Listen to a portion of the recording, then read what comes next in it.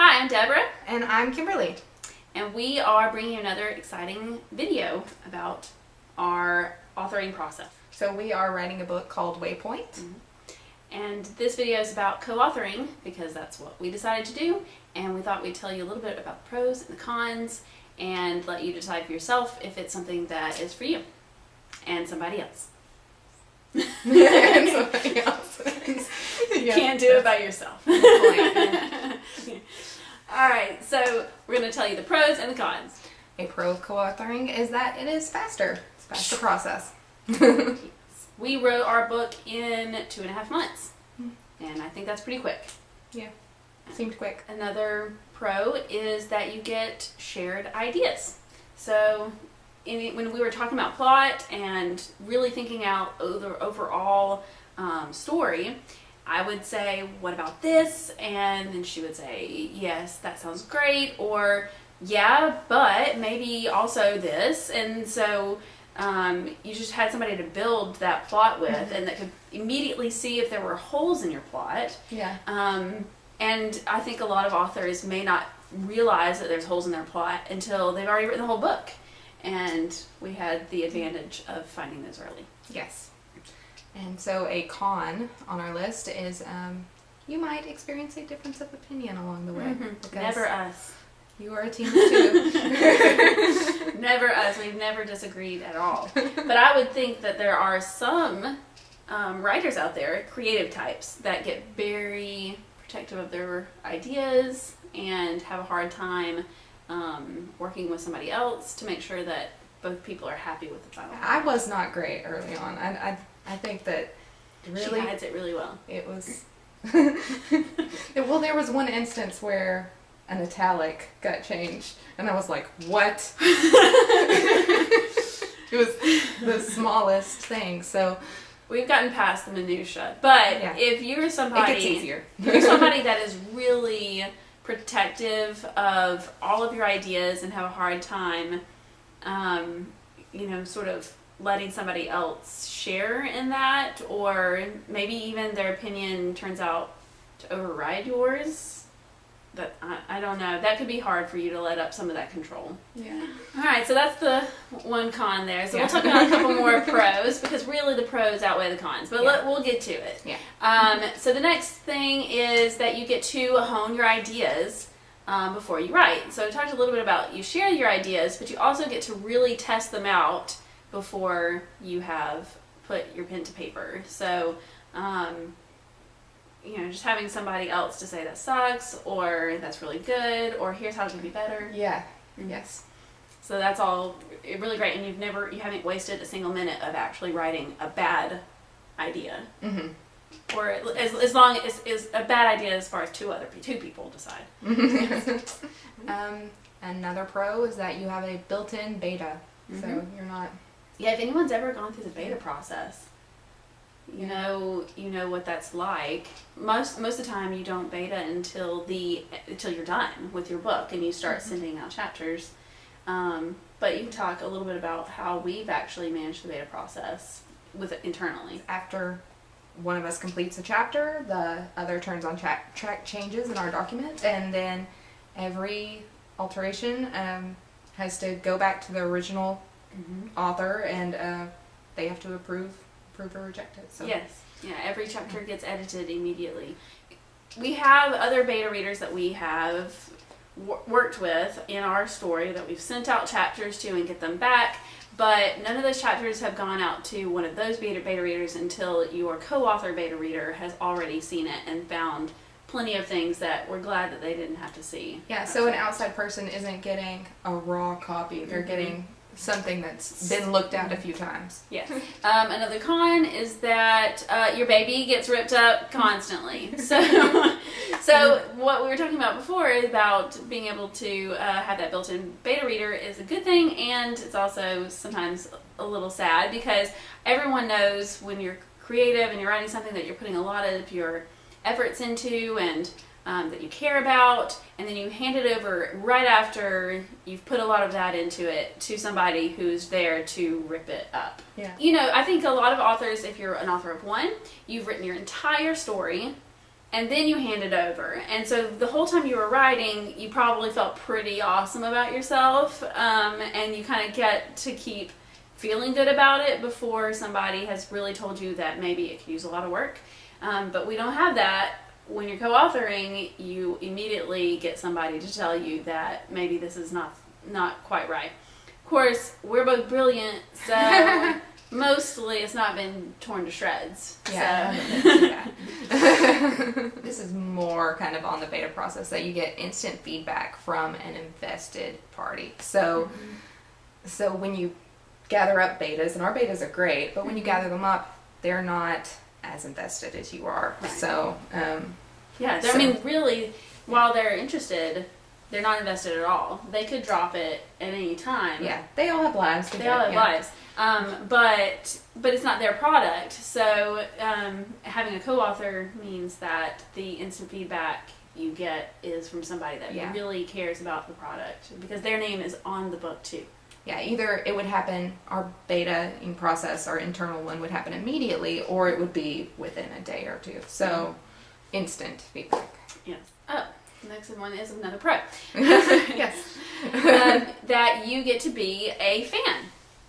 So, one of my favorite things is to wake up one morning and to know that there is a whole new chapter to my book that I did not write. Yeah. And so I get to be a fan just like anybody else reading the book. When a new chapter comes out, I get to see what happened to our characters, where they went, the jokes they told. You get to be surprised. Yes. You get to say, oh my gosh, I loved this part. Yeah, you get to just be super excited about new content that you didn't create. And so that's definitely a pro. Mm-hmm. Yes. So another con, you don't have full control over what you're writing. So even though we outlined our entire story, pretty much. I mean, we flew blind a little bit at the beginning, but eventually we had a very structured outline.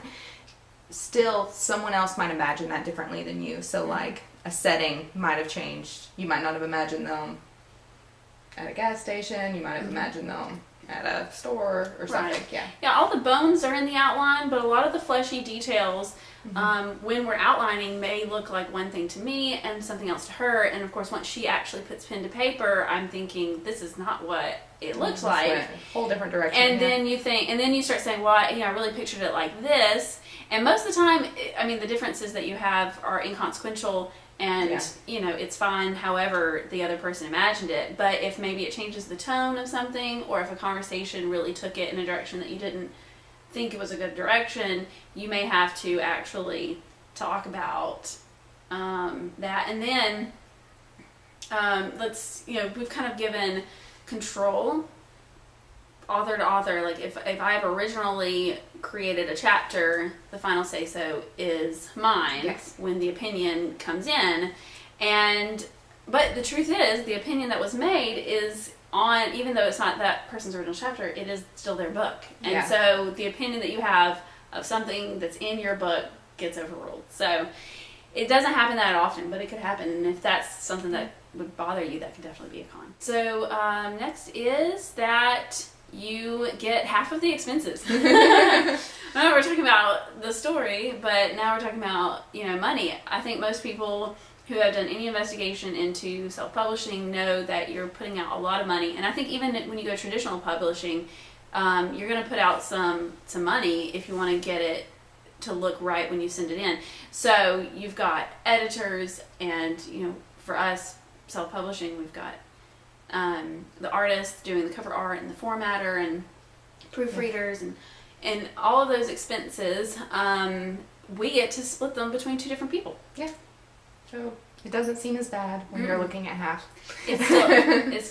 It's still bad, but half is definitely not nearly as bad. So I could see a lot of authors foregoing the publishing experience because they want to do it right, but maybe they can't afford it. And if you co-author, it makes it much more affordable. Yes. This is also something that we ran into a few times.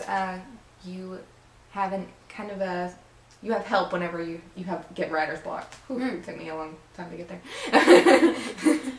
there. So if you suddenly just can't move forward at all, you can turn to your co-author and say, what do you think should happen right here? And then suddenly you have a path forward. So it's very helpful. And then the next con, right? Yes. Next con is that characters that you don't know as well may have to be written in your chapters. And by what I mean by that is, Kimberly and I have switched up who writes different chapters, and a lot of times you'll have a character that you imagined in the outlining process and you introduced in your chapter, and then the other person, that character, maybe it's like a side character, because most of the main characters are going to appear in all the chapters, but like a side character might appear in a chapter where the person writing it didn't imagine that person originally, hasn't really been in their head before, and I think if you've ever created a character, you've got sort of this author-character bond going on where you're trying to get into their head, and so writing the character that you didn't first imagine can be difficult, because you want to make sure that what the original author intended comes across, and that it still sounds like the voice that they intended, even though you never dreamt them up. So that's a complicated way of saying what I just said, but but it's an important note. Yes, exactly. It happened on both ends along the way, and and so what you just have to do is rely very heavily on your co-author to say, do you think that this person would say it like this or that, or tell me some more about this person that I'm just meeting. And if you do write someone out of character, don't worry, they're going to beta your character. They will review it and tell you, that you were wrong. But you get very protective about your characters. So then the next pro. So you kind of mentioned character voices, and so a pro is that because we had two people writing our book, our characters had different voices. So we have 4 unique points of view in Waypoint. And we each took 2 characters, and we always wrote their chapters. Right, yes. So those characters sound very unique because they were written by 2 unique people with 2 very different backgrounds and circumstances. And so everybody has their own unique voice as an author. And then when you throw that into different characters in the book, those characters do sound very different, which is a good thing. Because I think a lot of times authors struggle with making their characters sound unique. Last pro, you have someone to push you and expectations. You feel like a jerk if you're like holding up the entire process. Yes. If you're holding up the story, you feel guilt. Bad, You feel guilt if you're holding up the process. Because somebody else is sitting there waiting. They can't move forward sometimes without you. Like sometimes you can. Sometimes you can skip somebody's chapter because we've outlined very well. You know where you're going. We know where we're going. But especially in chapters where there's a lot of conversations going on, and you don't know exactly what conversations those are going to be. Relationship building chapters work hard to skip. Yeah. Because you're worried that there are some questions and conversations that are going to happen in another person's chapter, and you don't want to duplicate those or take those away from them when they may have needed those things. Yeah. So that's a really hard problem to describe, but anyway, so having somebody to expect you to get your crap done is very important because it's what keeps it pushing forward. We're not going to have a situation as co-authors where I don't feel it, so I'm just not going to do it. Yeah. Because you feel super guilty about that. And having someone to push you makes you faster and better, and you stick to schedules, and you don't allow yourself to say, "Oh, I'm not going to write today." You know. Yes. So and also speaking of schedules, if you're not a scheduled person, then co-authoring may not be for you. You can't work to a schedule. It might drive someone else crazy. So. Yes. Yeah, so we were very intentional about deciding when things were going to happen, and then also giving each other enough time to actually have lives. I mean, we didn't really have lives, but just a little bit of a life. The occasional day. So, we scheduled that in. I'm going to give you some free time today. Yeah. You seem really busy. So you can create your schedule, still make it flexible, but stick to it. Yeah, there was one last con, but I think that we definitely touched on it. That being dependent on another person is good to push you, but also bad if they don't care. Oh, so yeah, that's true. We didn't run into that issue, but that would be a nightmare. Right, if you're thinking about riding with a friend, and that friend is the type of person who maybe cancels things last minute, who you can never motivate to like do things on a timely basis, I would say probably rethink that. Yeah. Because if you are a timely person, if you are motivated to actually get this book written, and that person is not, it will drive you crazy when they're not getting their stuff done. Yeah. Save your friendship. Like, yes, don't do it.